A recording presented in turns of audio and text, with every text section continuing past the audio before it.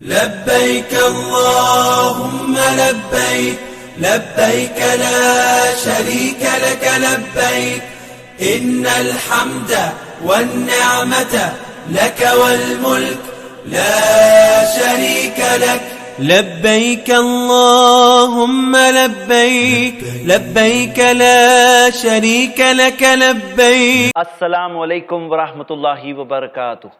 الحمدللہ والصلاة والسلام علی رسول اللہ وعلی آلہ واصحابہ اجمعین، اما بعد. ناظرین، میں آپ تمام کا استقبال کرتا ہوں ہمارے پروگرام لبیک اللہم لبیک میں. الحمدللہ ہم نے حج کا پورا مکمل طریقہ دیکھ لیا. اب کیا کریں؟ میں یہ مشورہ دیتا ہوں، ایک سجیشن ہے کہ چلیے ایک ریویژن کرتے ہیں. اس ریویژن میں بہت ہی آسان طریقے سے لیکن بہت ہی فاسٹ ہم پورا حج کا سفر جو ہم نے اتنی ایپیسوڈز میں دیکھا، ایک مختصر طریقے سے سمری آؤٹ لائن ہم دیکھیں گے انشاءاللہ ریویژن کے طور پر. شروعات کرتے ہیں آپ کی پیکنگ سے.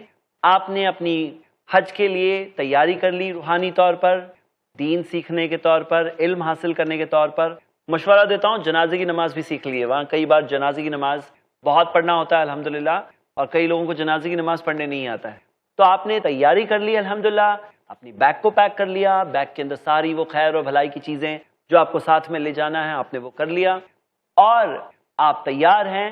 جب آپ اپنے گھر سے نکلتے ہیں، ہو سکتا ہے آپ نے احرام کا لباس پہنا ہوا ہے، راستے میں موقع نہیں ملنے والا، لیکن احرام کی نیت کہاں کریں گے؟ احرام کی نیت کریں گے آپ انشاءاللہ میقات پر. وہ جگہ جو نبی صلی اللہ علیہ وسلم نے متعین کیا، وہ جگہ ہے احرام کی نیت کے لیے. تو یہاں سے گھر سے پابندیاں آپ پر لازم نہیں ہوئی ہے.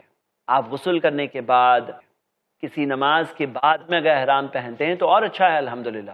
اور آپ نے تیاری کی، احرام کا لباس پہنا، گھر سے نکلے. آپ سواری کی دعا پڑھتے ہیں، آپ سفر کی دعا پڑھتے ہیں، آپ گھر والوں کے لیے نصیحت کرتے ہیں، ان کے لیے یاد دہانی اور اہم بات چھوڑ کر جا رہے ہیں تاکہ ہو سکتا ہے واپس آنے نہیں ملے، تو وہ لوگوں کے لیے کوئی اہم بات ہو جس سے کہ وہ آگے کی زندگی میں روشنی پا سکے. آپ نے سفر کی دعا پڑھی، آپ نے سواری کی دعا پڑھی، اور پڑھنے کے بعد آپ سواری میں چڑھ کر فائنلی جب میقات تک پہنچتے ہیں تو میقات تک پہنچنے کے بعد اللہم لبیک بعمرہ، اور یہ کہنے کے بعد آپ تلبیہ پڑھنا شروع کرتے ہیں. لبیک اللہم لبیک لبیک لا شریک لک لبیک ان الحمد والنعمت لک والملک لا شریک لک. تلبیہ زیادہ سے زیادہ پڑھنے کی کوشش کریں. جتنا آپ تلبیہ پڑھیں گے، یاد رکھیے آپ کے حج کا، آپ کی عمرہ کا مقام اللہ کے نزدیک اونچا ہوتا ہے، کیونکہ افضل الحج الحج والسج، سب سے بہترین حج وہ ہے جس کے اندر تلبیہ کی آواز ہو اور قربانی کی جاتی ہو. اور ہم دیکھتے ہیں کہ ساتھ ساتھ میں ساری کی ساری چیزیں آس پاس کی، مان یمینہ وان شمالہ، یہ ساری کی ساری چیزیں تلبیہ پڑھتی ہے. تو زیادہ سے زیادہ تلبیہ پڑھنے کی کوشش کریں. تلبیہ پڑھتے ہوئے آپ پہنچتے ہیں آخر میں مکہ، وہ شہر جسے اللہ تعالیٰ نے چنا، جو بلد الامین ہے، جو امانت کا شہر ہے، جو وہ شہر ہے جہاں پہ اللہ تعالیٰ نے حفاظت رکھی ہے.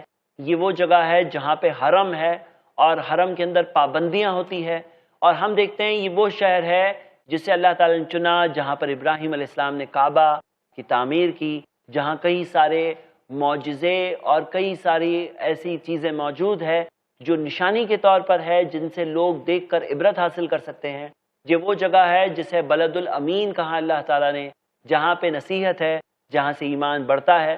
تو آپ وہ شہر تک پہنچ چکے ہیں. مکہ میں داخل ہوتے ہیں آپ، اور اللہ کے رسول صلی اللہ علیہ وسلم نے کہا دخلت ہا ہنا، میں یہاں سے داخل ہوتا ہوں، لیکن پورا کے پورے مکہ کل فجاج مکہ طریق، ساری کی ساری مکہ کی جو گلیاں ہیں وہ سب کے سب راستہ ہے، کہیں سے بھی داخل ہو سکتے ہیں، کسی بھی گیٹ سے داخل ہو سکتے ہیں. آپ حرم میں داخل ہوتے ہیں. جب آپ کی نظریں پہلی بار کعبۃ اللہ پر پڑتی ہے تو جیسے کہ ہمیں کچھ صحابہ اکرام سے ملتا ہے کہ انہوں نے دعا کی، اور آپ بھی دعا کر سکتے ہیں انشاءاللہ. تو آپ جو دعا کریں، اور دعا کرنے کے بعد آپ حرم میں داخل ہوتے ہیں، مطاف ایریا میں پہنچتے ہیں جو طواف کی ایریا ہے. طواف کے ایریا میں پہنچنے کے بعد آپ کا طواف شروع ہوگا. کہاں سے شروع ہوگا؟ اور یہ آپ کا حقیقی طور پر دیکھیں تو فرسٹ سٹیج تو وہ تھا جب آپ نے احرام پہنا، سیکنڈ سٹیج وہ تھا جب آپ حرم تک پہنچے، تھرڈ سٹیج یہ جو سٹارٹ ہو رہا ہے، یہ طواف سٹارٹ ہو رہا ہے. طواف آپ کا سٹارٹ ہوگا حجر اسود سے.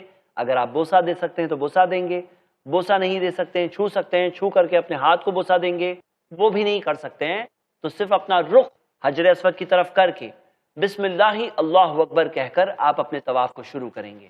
طواف ہمیشہ کاؤنٹر کلاک وائز ہے، یعنی اینٹی کلاک وائز ہے، اور طواف جب آپ کرتے ہیں یہ یاد رکھیں کہ طواف کے 7 راؤنڈ میں آپ کا سیدھا کندھا کھلا ہوگا، اور پہلے 3 راؤنڈ میں مردوں کو رمل کرنا ہے۔ اس کی ہسٹری ہم نے دیکھی تھی کہ کس طرح سے مکہ کے مشرک سامنے والی پہاڑیوں پر تھے، اور کیونکہ وہ ان پہاڑیوں سے دیکھ رہے تھے تو اللہ کے رسول محمد صلی اللہ علیہ وسلم نے حجر اسود سے لے کر رکن یمانی تک، یعنی کہ 3/4 پونا راؤنڈ میں رمل کرنے کہا، اور رکن یمانی سے لے کر حجر اسود تک چلتے ہوئے آئیں گے۔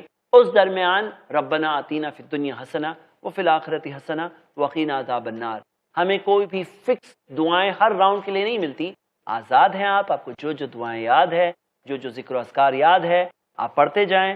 ہم دیکھتے ہیں کہ طواف جو کعبے کا وہ نماز کی طرح ہے، تو باتیں کم کرو جیسے نبی صلی اللہ علیہ وسلم نے سکھایا۔ آپ 7 راؤنڈ پورا کرتے ہیں، 7 راؤنڈ پورا کرنے کے ساتھ ہی آپ کا طواف مکمل ہوتا ہے۔ یاد رکھیے 7 میں سے صرف 3 راؤنڈ میں رمل ہے، 4 میں نارمل چلنا ہے۔ 7 راؤنڈ مکمل کرنے کے بعد اپنے کندھے کو کور کر لیجئے، اور کور کرنے کے بعد آپ 2 رکعت نماز پڑھیں گے۔ 2 رکعت نماز جو ہم پڑھتے ہیں اس کے اندر مستحب ہے کہ پہلی رکعت میں قل یا ایھا الکافرون پڑھیں گے، دوسری رکعت میں انشاءاللہ قل واللہ احد پڑھیں گے۔ فرسٹ سٹیج پر آپ سفر میں تھے، یہاں تک کہ میقات تک پہنچ گئے، اور میقات سے آپ کے احرام کی پابندیاں شروع ہو گئی۔ سیکنڈ سٹیج پر آپ حرم تک پہنچے تھے، اور آپ نے حرم تک پہنچنے کے بعد دعا کی۔ تھرڈ سٹیج پر آپ نے طواف کیا۔ فورتھ سٹیج پر آپ نے 2 رکعت نماز پڑھی۔ اب 5th سٹیج شروع ہو رہا ہے، لیکن 5th سے پہلے ہم اس بات کو ذکر کر دیتے ہیں کہ نبی صلی اللہ علیہ وسلم نے زمزم پیا تھا، آپ بھی زمزم پی سکتے ہیں، اور پینے کے بعد انشاءاللہ آپ کا صفا مروہ صحیح شروع ہوگا۔ یہ ہے 5th سٹیج۔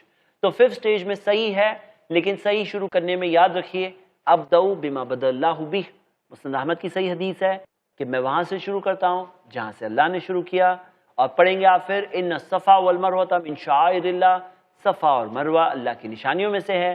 فمن حج البیت او اعتمر فلا جناح علیہ ان یطوف بہما، جو حج کرے اور عمرہ کرے تو کوئی اس کے لیے گناہ نہیں ہے کہ وہ وہاں پر طواف کرے، اور وہاں پر چکر مارنا جیسے اللہ کے رسول صلی اللہ علیہ وسلم نے حکم دیا تو ہم وہاں صحیح کرتے ہیں۔ صحیح کرنے میں وہاں پہنچ کر ہم نے پہلے صفحہ پر یہ تمام چیزیں پڑھی۔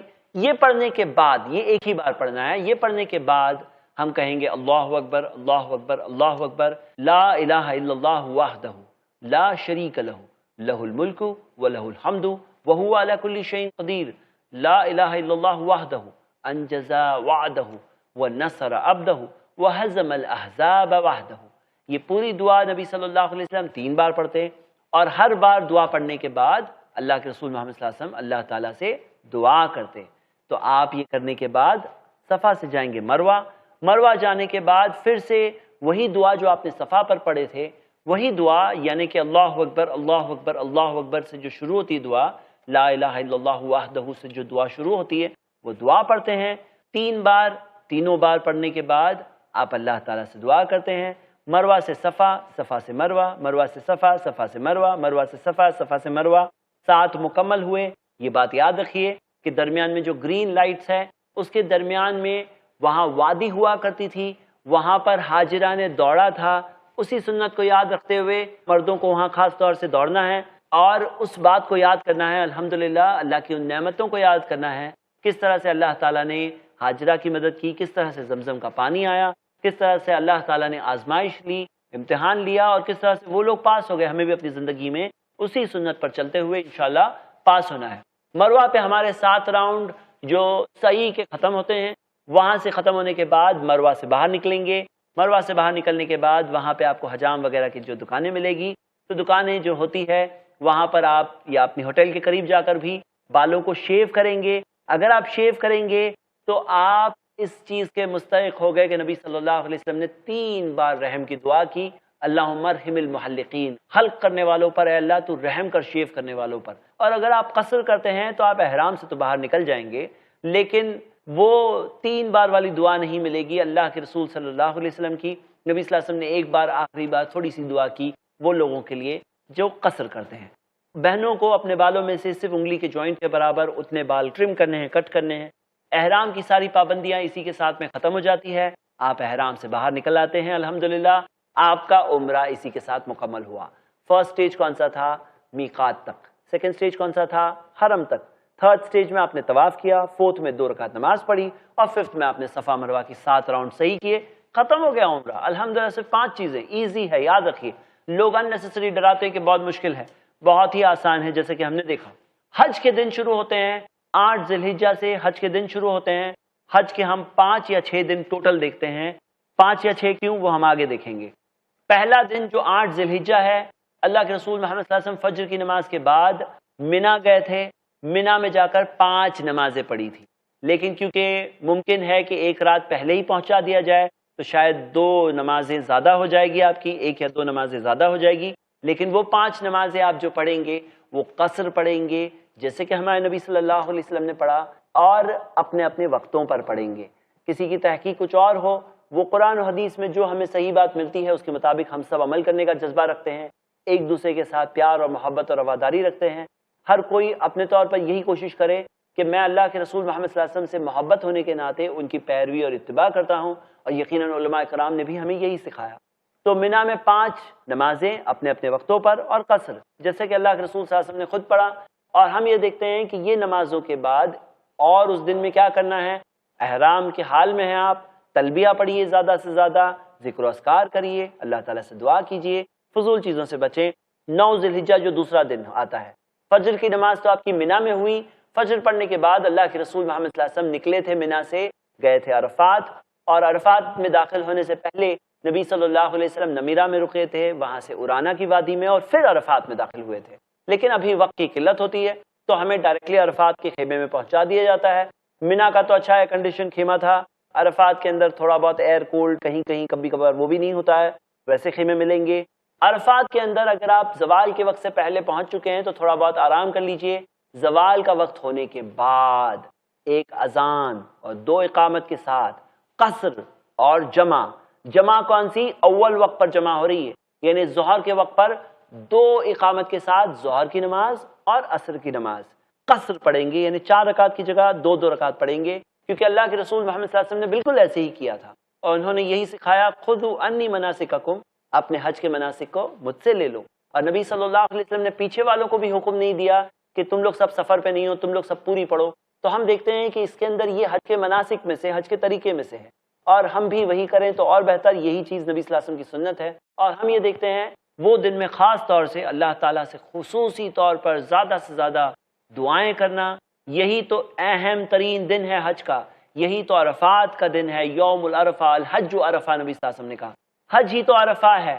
تو یہ عرفات کا جو دن ہے یہی تو اہم ترین دن ہے، اللہ تعالیٰ سے خصوصی دعائیں کریں سارے کے سارے مسلمانوں کے لیے، سارے کے سارے انسانوں کے لیے۔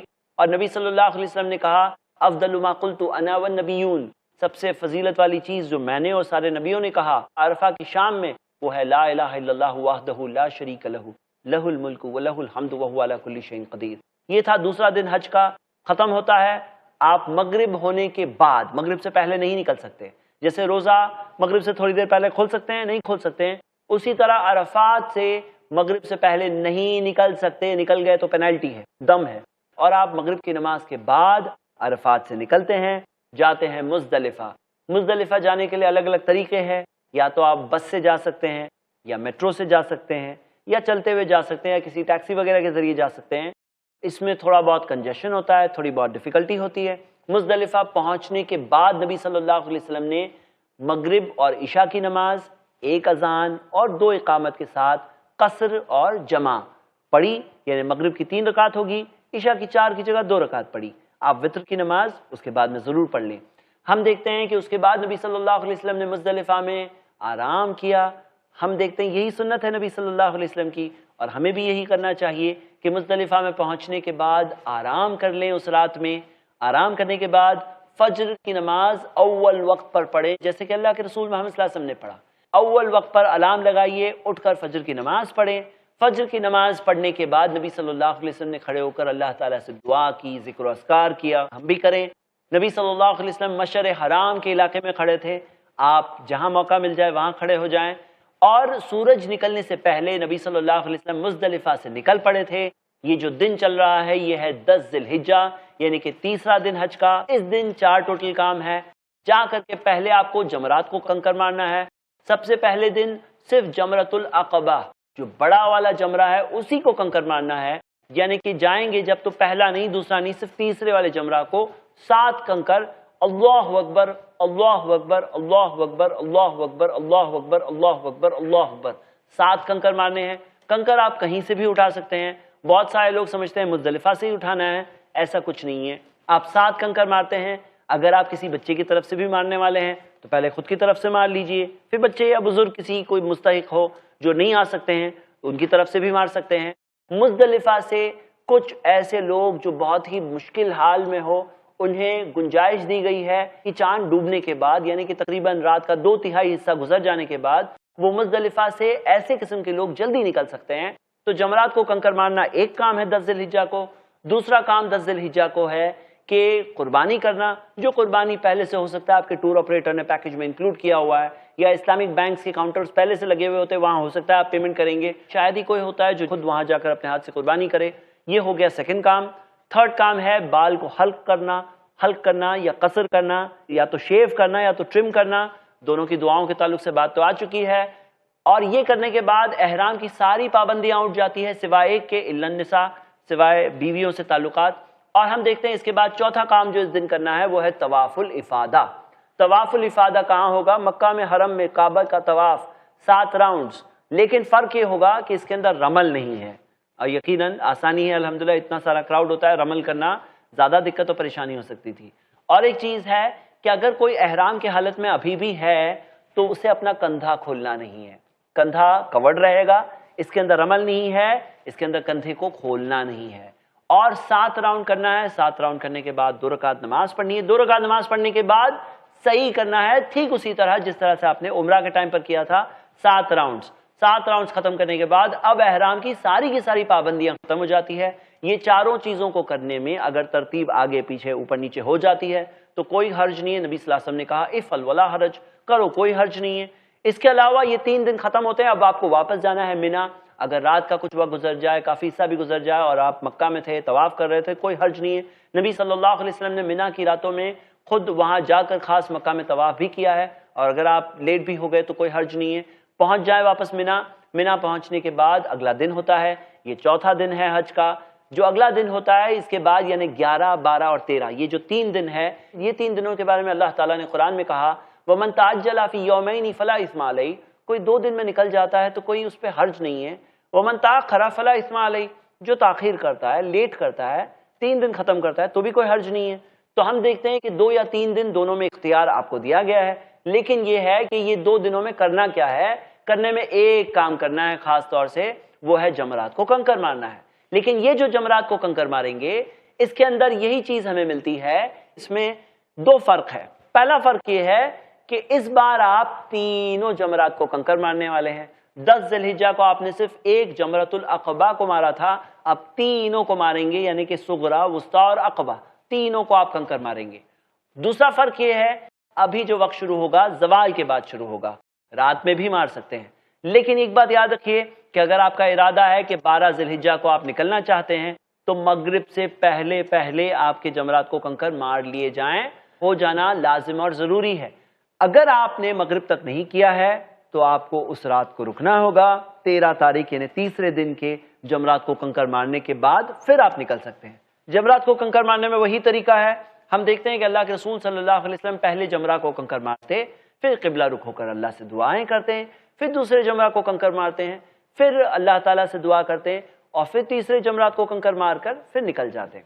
تو یہ آسان سی بات ہے. ہم دیکھتے ہیں الحمدللہ برجز ملٹیپل لیول والے موجود ہیں، سیکیورٹی وغیرہ کا بھی کافی خیال رکھا جاتا ہے.